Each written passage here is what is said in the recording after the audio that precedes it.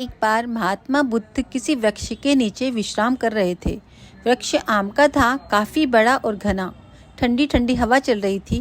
बुद्ध ध्यान मग्न थे। तभी एक पत्थर उनके माथे पर आकर लगा। माथे से रक्त की धारा बह निकली। उसी समय वहां पर 3-4 बच्चे आए और उस कृत्य के लिए उनसे माफी मांगते हुए बोले, हमें माफ करें, हमने आम के वृक्ष के फल तोड़ने के लिए पत्थर फेंका था जो फूल से आपको लग गया।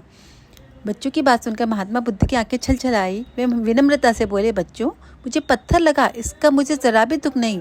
दुख तो सिर्फ इस बात का है कि पत्थर मारने पर वृक्ष तुम्हें मीठे फल देता है और जब पत्थर मुझे लगा तो तुम लोग भयभीत हो गए। मैं तुम्हें भय के सिवा कुछ भी न दे सका। भगवान बुद्ध के इस कथन से बच्चे उनके चरणों में झुक गए। एक युवक सहज स्वभाव का था। उसका व्यक्तित्व प्रेममय था। वह नदी किनारे जाता तो पक्षी उसके कंधों पर आकर बैठ जाते थे। वे उसके आसपास घूमते और दाना चुगते थे। लोगों को यह देखकर बहुत आश्चर्य हुआ। यह बात चारों तरफ फैल गई। लोग दूर दूर से यह देखने आने लगे कि पक्षी किस तरह उस युवक के कंधे पर विश्राम करते हैं। यह बात उसके पिता को भी पता चली। उसने बेटे से कहा, तुम्हारे बारे में मैंने सुना है कि पक्षी तुम्हारे कंधों पर विश्राम करते हैं। यह आश्चर्य कैसे घटित होता है? मैं दृश्य देखना चाहता हूँ, लेकिन मैं नदी तक चलकर जा नहीं सकता। क्या तुम आज कुछ पक्षी पकड़कर घर पर ला सकते हो ताकि मुझे इस बात का विश्वास हो सके? पिता की आज्ञा थी। वह युवक घर से पक्षियों को पकड़ने का संकल्प लेकर चला। नदी किनारे जाते ही एक पक्षी उसके कंधे पर बैठा। उसने उसे पकड़ा, अपनी झोली में डालने की कोशिश की। उस पक्षी ने पंख झटके और चीखता हुआ युवक के हाथ से आज़ाद हो गया। उसकी चीख शेष पक्षियों ने भी सुनी और वे उस युवक से दूर जाकर झुंड में बैठ गए। आज युवक अकेला था। उसकी आंखों में आज़ाद पक्षियों की पकड़ लेने का संकल्प और वासना थी। पक्षियों ने उसे पहचान लिया था, इसलिए दूर जाकर बैठ गए थे। लेकिन आसपास के लोग यह समझने में असमर्थ थे कि आज पक्षी उस युवक के कंधों पर विश्राम क्यों नहीं कर रहे। गुरु नानक जी एक बार पानीपत गए। वहाँ शाह सरफ नाम का प्रसिद्ध फकीर रहता था। नानक को देखकर उसने पूछा, संत होकर आप गृहस्थ जैसे कपड़े क्यों पहने हुए हैं? सन्यासी की तरह सिर क्यों नहीं मुंडवाया?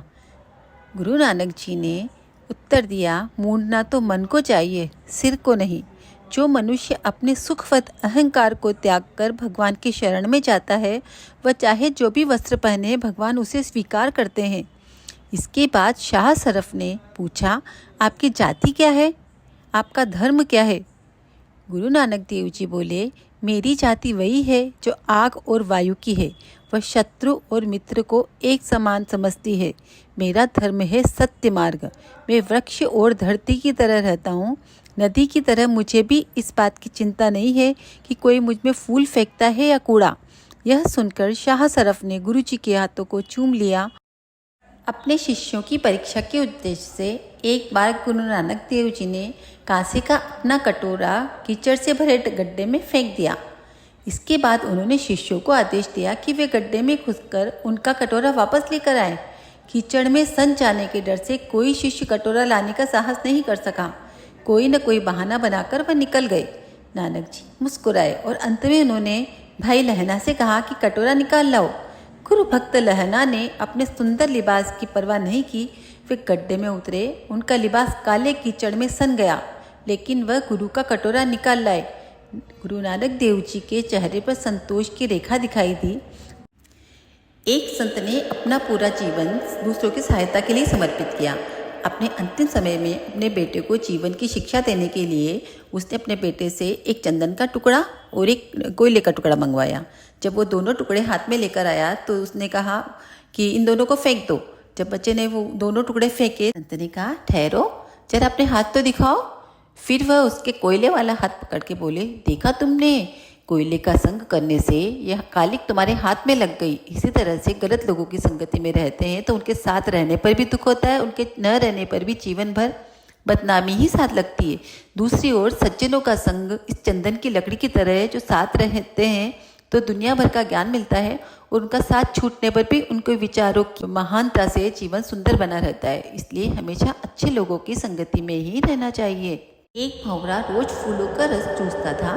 एक दिन उसने नाली में एक कीड़े को देखा। उसने कहा, तुम इतनी गंदगी में क्यों रहते हो? चलो मैं तुम्हें जन्नत की सैर करवाता हूँ। और वो उस कीड़े को अपने कंधे पर बिठाकर फूलों के बगीचे में ले गया और एक फूल में छोड़ दिया। और खुद फूलों का रस चूसने लगा और वो भूल गया। शाम को फूल बंद हो गया, कीड़ा उसके अंदर ही रह गया। सुबह माली आया और उस फूल को तोड़कर माला बनाकर बिहारी जी के गले में पहना दी। सारे दिन वह बिहारी जी के गले में रहा। शाम को उसको यमुना में बहा दिया। कीड़ा यह सब कुछ देख रहा था और उसने कहा, वाह रे भंवरे, तेरी दोस्ती ने मुझे भगवान का स्पर्श करवा दिया और अंतिम समय यमुना जी में भी प्रवाहित करवा दिया। ये भंवरा और कोई नहीं, जीवन में मिला कोई सत्संगी महापुरुष है जो हमें इस बंधन के सागर से बहुत दूर तक ले जाने में सहायता करता है। ये सत्संगी मित्र भगवान श्री कृष्ण की कृपा से ही मिलते हैं। एक बार एक ग्वालन दूध बेच रही थी, सबको दूध नाप नाप के दे रही थी। उसी समय एक नौजवान दूध लेने आया तो ग्वालन ने बिना नापे उस नौजवान को बर्तन में दूध भर दिया। वहीं थोड़ी दूर एक साधु हाथ में माला लेकर मनकों को गिन गिन कर माला फेर रहा था। तभी उसकी नज़र ग्वालन पर पड़ी। उसने ये सब देखा और पास ही बैठे व्यक्ति से सारी बात बताकर उससे पूछा। उस व्यक्ति ने बताया कि जिस नौजवान को ये ग्वालन ने बिना नाप के दूध दिया है वो उस नौजवान से प्रेम करती है, इसलिए उसने उसे बिना नाप के दूध दे दिया। यह बात साधु के दिल को छू गई और उसने सोचा कि एक दूध बेचने वाली ग्वालिन जिससे प्रेम करती है तो उसका हिसाब नहीं रखती, और मैं अपने जिस ईश्वर से प्रेम करता हूँ उसके लिए सुबह से शाम तक मन के गिन गिन कर माला फेरता हूँ। मुझसे तो अच्छी है ग्वालन ही है। और उसने माला तोड़ के फेंक दी। जीवन भी ऐसा ही है, जहाँ प्रेम होता है वहाँ हिसाब किताब नहीं होता है, और जहाँ हिसाब किताब होता है वहाँ प्रेम नहीं, सिर्फ व्यापार होता है।